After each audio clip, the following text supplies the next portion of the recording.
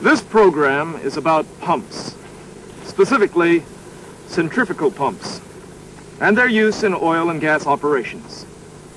When you're pumping air, oil, water, or NGLs, all pumps operate on one common principle. They move something from one place to another. A lot of different types of pumps are used in the petroleum industry. Two kinds are seen most often. Those with pistons or gears, they're called positive displacement pumps. And those we'll talk about today, centrifugal pumps. Another module focuses on positive displacement pumps, so we won't spend any time on those right now. So, when are centrifugal pumps used? Usually when you have to move a lot of fluid, like emptying storage tanks, moving processed fluids in gas plants, providing emergency fire water, circulating cooling tower water, and, well, many other applications. What we're saying is that you'll see and work with centrifugal pumps just about every day. So you need to understand them, and this module will help you do just that.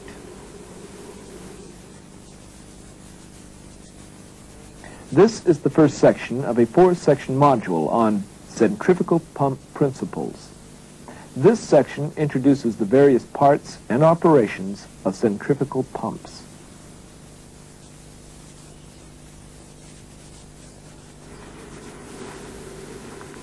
Why are centrifugal pumps used so much? Because they're versatile, simple in construction, and relatively inexpensive to buy. They're also easier and less expensive to operate, maintain, and repair. But just what is a centrifugal pump? Let's start by looking at its primary components. When we break it down, we see that a centrifugal pump is actually quite simple, with only 6 main parts. These are the casing, the impeller, the shaft, the coupling, the bearings, and the seals, or packing. Let's look first at the casing. It's the biggest and most obvious part. Its main job is to house and protect the pump parts inside. It can be made from cast iron, steel, bronze, or even special materials, if that's what the job calls for. This is the impeller. It's the part of the centrifugal pump that imparts energy to whatever fluid's being pumped. The impeller is tightly attached to the shaft and rotates at the shaft speed. Impellers can be made from different materials, most commonly cast iron.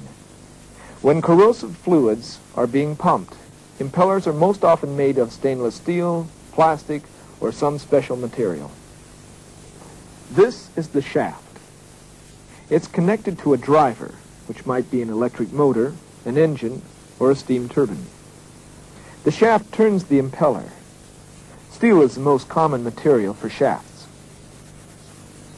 Let's stop. Here's the driver. There's the pump itself. What links them? This, the coupling. It connects or couples the driver to the pump. And it does so for a purpose, to transmit power from the drive shaft to the pump shaft. Although they might seem simple, couplings are as critical as all the other components. They've got to be strong enough to withstand sudden changes in the pump's load and also those times when the driver might stop. Now to bearings. They support the shaft and reduce friction as it rotates in the casing. They do even more. They control the forward and backward movement, the thrust of the shaft, as well as the shaft side-to-side or radial movement. That keeps the shaft from rubbing against the pump casing. Bearings can be here, in the pump casing on small process pumps, or separated in special housings on larger ones.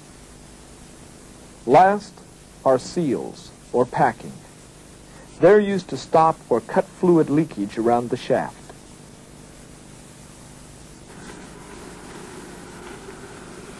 That's how a centrifugal pump's built. Now let's see how it works. Centrifugal force is the key. It's that force that tends to move an object away from the center of rotation. Sound too theoretical? A common example will show that you already understand the principle. The example, children riding a merry-go-round. They spin, and children move outward.